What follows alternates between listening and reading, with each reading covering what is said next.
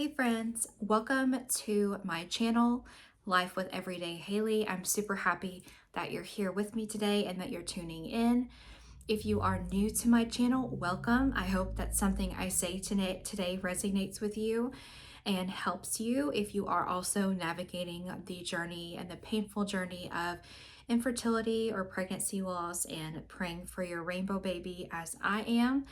And if you're returning, welcome. I'm super glad that you tuned into my channel, and I hope that some of the things I share help you along the way, as that is why I have my channel, to try to be a light in a very dark, really difficult time of life. And I feel that God has allowed me to use this platform to help others. And I feel like if life hits you with something really hard, try to bring good out of it. So that's what I try to do with my channel. Would love for you to like and subscribe and follow along if you haven't already. And I plan to continue to document my journey as I move forward and hopefully become a mom and all the emotions that go along with that. So today I'm going to share with you guys a little bit of an emotional update of just like how going to therapy has helped me through my journey of infertility and how going to therapy has truly, I think, allowed me to get my emotional state in a healthy place, my mental health in a good place. And when you're on this roller coaster of infertility or pregnancy loss, infant loss, whatever it is related to pregnancy in this space and how painful that can be, you're still expected to have a job, pay your bills. Sometimes you have other children to tend to. Your marriage is at stake. You know, you have friendships, you have all kinds of responsibilities. And so when you're hit with a big life crisis like what infertility takes you on, it can be really challenging. And one of the most challenging aspects of an infertility or fertility struggle is oftentimes you have to be quiet about it. It's not talked about.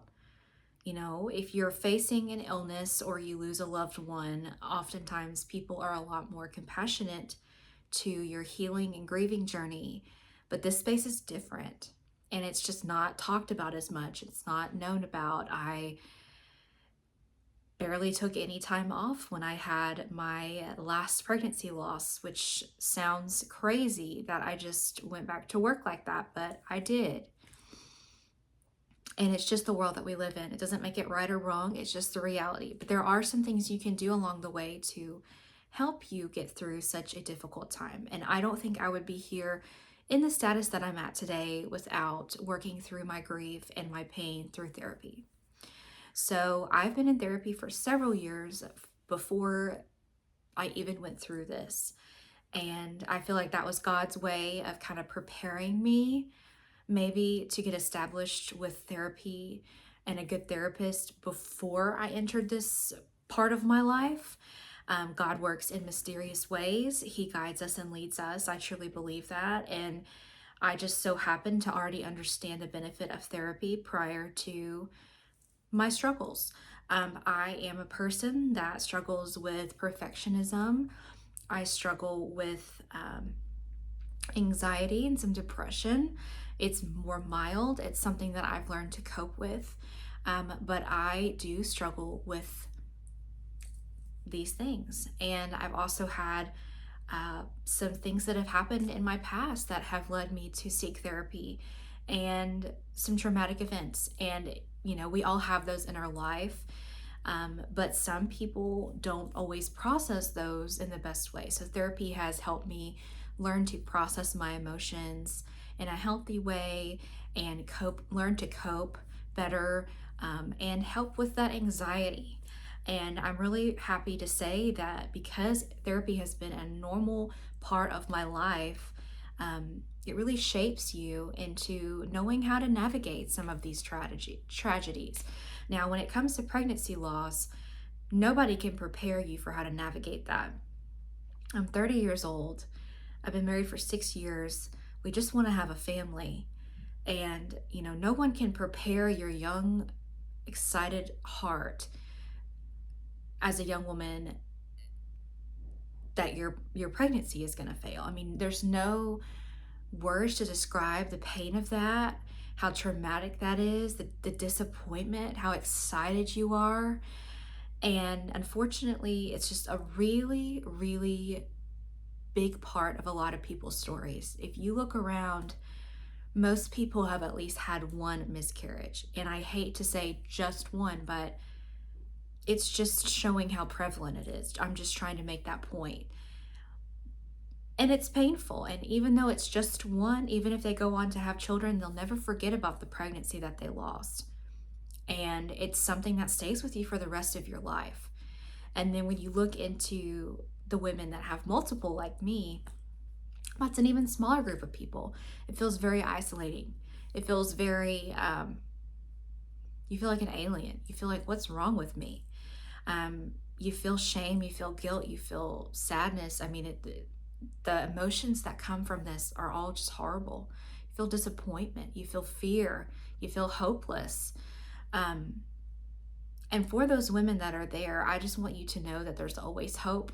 Luckily, the statistics are typically in our favor that eventually things will probably work out if we can get the help that we need to have success. And that's what I love about at least being in this modern age of technology and being able to have help in this space. But apart from the fertility help with medicine, you also need emotional support and mental health support, because wow, the physical part is hard, but the emotional and mental health has been even harder for me.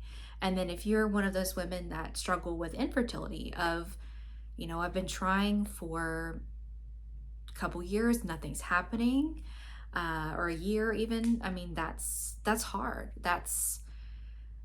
I don't identify with that. And so it's hard for me to speak to that. I cannot empathize with that, but I can sympathize with that. I can imagine that you would start wondering, what's wrong with me, or what's wrong with my spouse? Why is this not working? That probably feels very hopeless. For me, I have a different story. I get pregnant pretty quickly and then just miscarry. So we're trying to figure out, what's my body doing and how to maintain a pregnancy. But for a lot of women, it's how do I even get pregnant? I feel like both journeys are unique. They both have a lot of different feelings, a lot of different grief to go through and process, and feelings, but both are hard. And so whichever path you are on, you need to think about your physical health, but you also need to think about your mental health and your emotional health to make sure that you are okay, because it's not a quick battle. It's not an easy battle. And as much as you want to have a child, we can't sacrifice our entire lives for that. We can't sacrifice our well-being in order to get there. And I feel like in this space, women are just so desperate to have success that everything else goes on the back burner. But you are important too. And your life is beautiful. You're just going through something really difficult. So I feel like therapy has helped me to acknowledge that. So let's talk a little bit about therapy and what it's done for me to navigate these really difficult times, emotions. And I'm really proud of my strength. I'm really proud of how I've processed things and where I'm at right now. I'm really, really proud of my healing journey. And it's something that I didn't actually know I could get to this point. And I'm still healing every day, but I didn't realize that I could go through something so traumatic but still be okay. And I think it just shows our resilience and our ability to fight and push forward and be a survivor. I'm a pregnancy loss survivor, and I'm proud of myself for that. And I feel like the babies that I lost are also proud of me. I feel like God is proud of me. I'm proud of myself. And you should be proud of yourself too.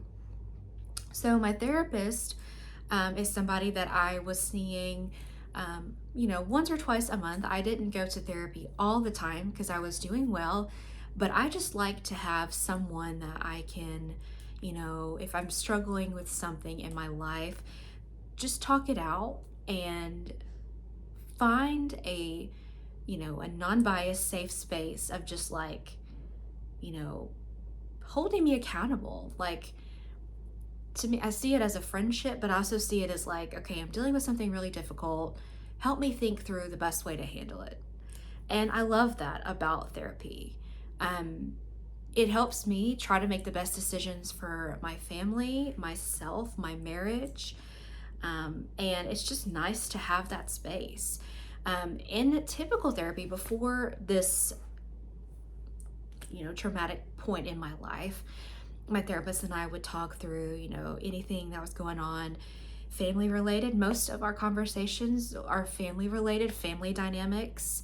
Family can be difficult, and we have had some issues with that portion of things in our life. We talk about work sometimes. So, luckily, I have an amazing job that I absolutely love. So, work is a very positive thing for me. But if anything's going on with work, we talk through that. We talk through how I'm feeling about my career trajectory. We talk a lot about faith. I always try to bring my faith into problems I'm facing or things I'm navigating to,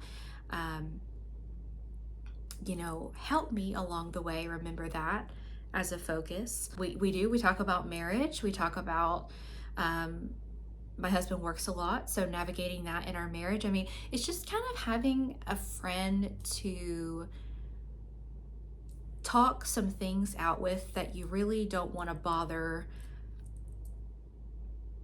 a typical friend with. And I say friend just because I do feel like the relationship I've built with my therapist is a friendship. Like, I trust her. She trusts me. Like, we just have a really good kind of connection, and I know that she has my best intentions at heart. And just having somebody that can help you process things in a healthy way, it just means a lot to your life.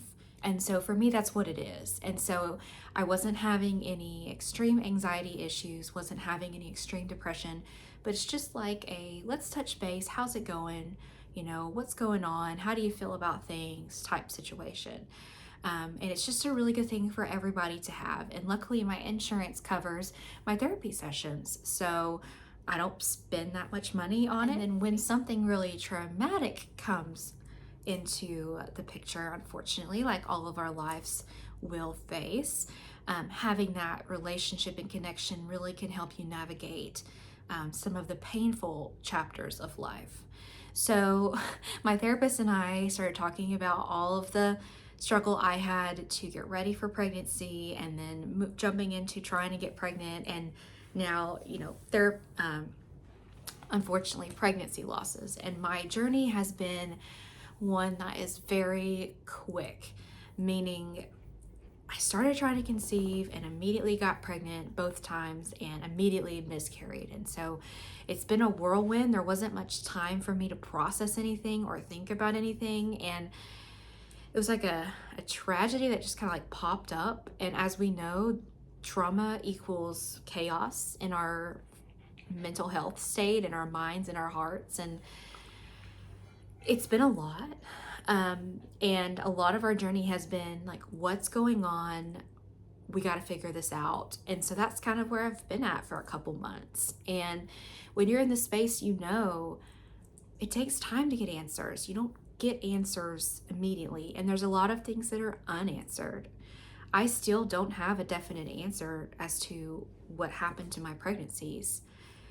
We have been putting the puzzle together, but we don't have a definite answer.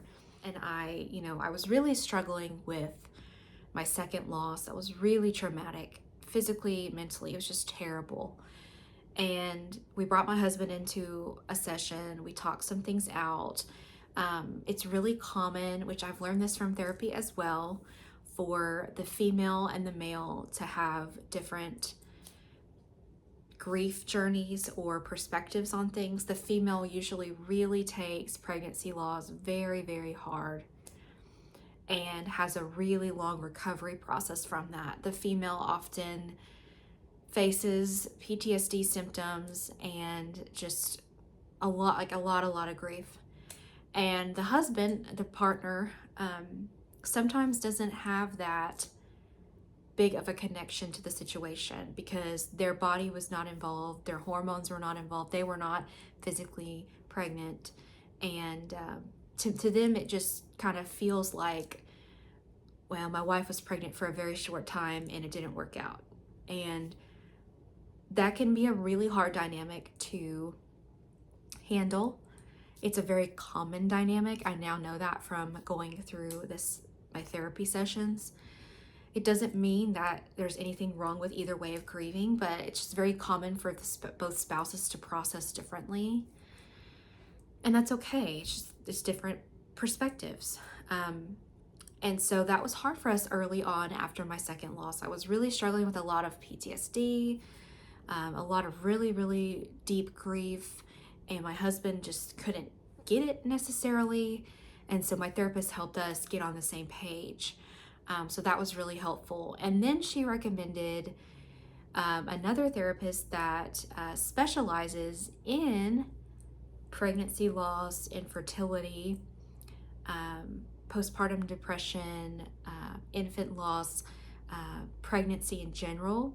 And that is what she has kind of devoted her specialty to. So she likes to see women that are, dealing with this in their life, and she finds passion in helping them navigate that. And I thought that was a great idea. Because my therapist was open with me and was like, I don't really specialize in this. We can talk through what you're going through, but I know someone. There's so many people that there's a big need for this. Obviously, there's a lot of women that face infertility or pregnancy loss or postpartum depression. And she's like, I think you should go talk to her. So I did, because I was at a place of just like, this is a lot of grief. There's a lot I'm trying to cope with, and it's too much for me. And so I went to talk to her, and that's one of the best things that I've done. And we have developed a really good relationship very quickly. And she has been with me through my healing journey this year. And I'll tell you what, I feel so grateful to have found her, because it's helping me. It's really helping me emotionally. And when I first started meeting with her, things were pretty rough. Anytime I talked about what happened, there's just a lot of tears. We started off talking about PTSD and the triggers I was having and how difficult it was for me to be around pregnant women or babies or hear babies cry, or there's just certain situations and scenarios that were really hard for me. The doctor's office, I was really having a difficult time. I also had a very difficult time with menstrual cycle, like the bleeding. And I was just really dealing with a lot of PTSD. And so we started talking through that. We started talking through things that I can do to help me in those triggering moments, things to avoid. Oftentimes, right after trauma, you need to avoid your triggers. And then as time goes by, you can kind of learn to expose yourself to those triggers and learn to be okay. But it takes time. I mean, I am now about 6 months out from my last pregnancy loss, and I am finally feeling not as triggered. And then there are moments when I still have big triggers. But it was really bad at first. So we started off talking through that, things I can do to help me in those triggering moments, places I can avoid. We talked about how it's okay to avoid a baby shower if you don't feel like you can do that. Don't hold babies. I still to this day don't hold babies. I haven't held a baby since my loss. People have asked me if I wanted to hold their baby, and I just politely decline. It's too triggering for me, and that's just where I'm at. at church. Church was a very triggering place for me because there's newborn babies everywhere, pregnant people, and it just, everywhere you look, it feels like there are happy couples and families, and that's just not my reality, or it hasn't been. And so we talked about how chewing gum can kind of reset your nervous system in that moment with some flavor, distract you. We talked about like grounding techniques if you feel triggered in that moment. We talked about fidget toys. So I have a fidget toy that if I ever start feeling triggered, it's in my purse. If I'm at the doctor's office or if I'm at church, I can pull it out and start, just fidgeting. And something about focusing on that and not what's going on in my head can help me in those triggers. Also at the doctor's office, I started, because you go to the doctor's office a lot, and sometimes that's the OB office. I started sitting where I wouldn't have to face like the majority of people in the waiting room. I ran into a situation where I was going in for a procedure, and there was a pregnant couple right in front of me, super happy, smiling ear to ear for their prenatal appointment. And it was so hard for me in that moment. I just wanted to just sob my eyes out. And so from that moment on, I told myself, I need to sit like where I'm not looking at the waiting room. So I do that. And there's just things that you can do to not put yourself in an emotional trigger. And it's not avoiding the problem. It's just don't expose yourself to something that you can't handle. There's nothing wrong with it. And there's nothing more than that. And so we've just talked throughout my journey, things moving along, having someone just kind of validate my feelings of friendships and how hard friendships have been for me in this space, and how it's not been easy for me to continue friendships right now with people that are actively pregnant. That's been a big challenge for me. So just trying to, like, in a healthy way, navigate that and not hurt people's feelings, but maybe take the distance that I need. And truly, she's kind of validated that it's okay to put myself first right now, which that's the opposite of what we're told, but like it's okay to focus on your healing. And I think what's hard about that is that when someone is pregnant, like all the attention is on them, and you want to give your friend that attention, but at the same time you can't. And so there's some people that don't understand that you can't give that. And really, you need to put the attention on you and your healing. So I've been working on that, and just having her validate how I feel makes it a little bit easier if someone does say something rude or inappropriate to me, which has happened, unfortunately. It's just helped me to dismiss and know, okay, no, I know in my heart and my mental health what is right for me, and I don't need anybody else's opinion on that. And it's kind of like a healthy boundary. And we've just really developed a good friendship. And so we meet once a week, give or take. Sometimes it's every 2 weeks. And I really enjoy just having that checking in person. And someone that, she started preparing me for, the thought. It is such a beautiful thought, and it's taken me a while to get here, but, whatever path to motherhood I go on, whether that be a biological mother or a mother to adoptive children, because we know we feel called to be parents one way or the other. We just don't know what path that is yet. She has reminded me over and over that whatever path my life takes, there's beauty in both paths. And so from meeting with her, I've been able to expand my horizons a little bit, to stop thinking like, well, if I can't have a baby, my life is over. Like, my life sucks, this is terrible. Into actually, no, God's gonna work in whatever path I choose, or he chooses to put us on. And there's gonna be a beautiful life either way. And so she's really great about just saying like, I'll be with you to navigate through that journey. And so just having that person there is it just feels like a really good friend that's looking out for your best interest and will, tell you honestly what they think and tell you, just kind of validate or encourage me. She also encourages me to do certain things. I encourage you to, the other day, she's like, I encourage you to talk this out with your spouse. I encourage you to tell your spouse how you feel about this, or I encourage you to um, celebrate your rainbow baby in the way that feel called to do. I encourage you to, for instance, recently she was like, you guys should start making a parenting plan because you feel like what you're going through right now is so is so stressful and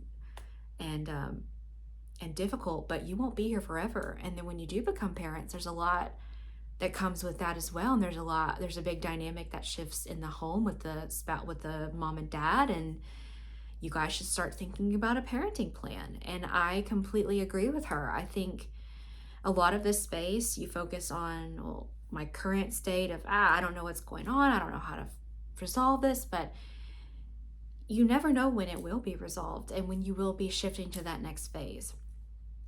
So it's important to keep that future focus in mind. And so we are now currently working on, I'm working on a birth plan, but I'm also working on a postpartum plan for those first few months and a parenting plan. So working on just what is our vision of parenthood together, which is so important, so important. Another thing that I love about having a therapist that specializes in pregnancy and postpartum and things like that is, women in the space of recurrent loss, when you become pregnant again, that's when the true anxiety hits. The thought of being pregnant again makes me excited. It makes me hopeful. But I know that when I become pregnant again, I'm going to need a lot of emotional and mental health support because I'm sure every day I will be so worried about the outcome of my pregnancy. And having a good physician team around you to guide you and support you in that is really critical, but also the mental health aspect of that. So I imagine I'll be meeting with her once a week through pregnancy as well. So that's really all I wanted to share with you today, was just how incredible it is to have therapy guide you in your journey of infertility, but not just infertility, whether that be you're going through, unfortunately, the loss of a loved one, unfortunately, a divorce, or, it could be the loss of a job, anything in life that's very challenging and a big change, or you've gone through a tragedy. Consider seeking out a therapist that you like. Find a therapist that works well with your personality, and develop a good established relationship with that person and continue that relationship, because you have to continuously work on your mental health, just like you have to continuously work on your physical health and eating well and getting enough sleep and things like that. So it all works together, and your body is a whole system. It's not just physical, it's also mental and emotional. And in my world of things, I try to prepare myself in the best way for pregnancy in all of those categories, and to be the best mom that I can be. And one last thing I wanted to share, it's also wonderful that finding a therapist like this, that I can keep that relationship with even when I give birth someday, or when I bring home an adoptive baby. I don't know what the path is right now. But whatever comes with that, whether that be postpartum depression or issues with breastfeeding, or if, we have a preemie baby, or hopefully the baby will be, a healthy baby, but you just never know. Anything that comes with birth and pregnancy and adding to your family, finding a therapist that has that specialty can really make an impact in your life and help you to be the best parent that you can be. So currently working on being the best pre-mom that I can be. I am already a mom to some angel babies, but pre-mom here on earth. and hopefully that'll lead me to be the best actual mom when that day comes. So thank you for watching this video today. If you have any questions about therapy, would love to answer them for you below. Or if you have been in this space and therapy has positively impacted your journey, would love to hear what you think about it as well below. Thank you so much for tuning into my channel. Again, my thoughts and prayers are with you. We're on this journey together, and I'll see you next time. Have a good day.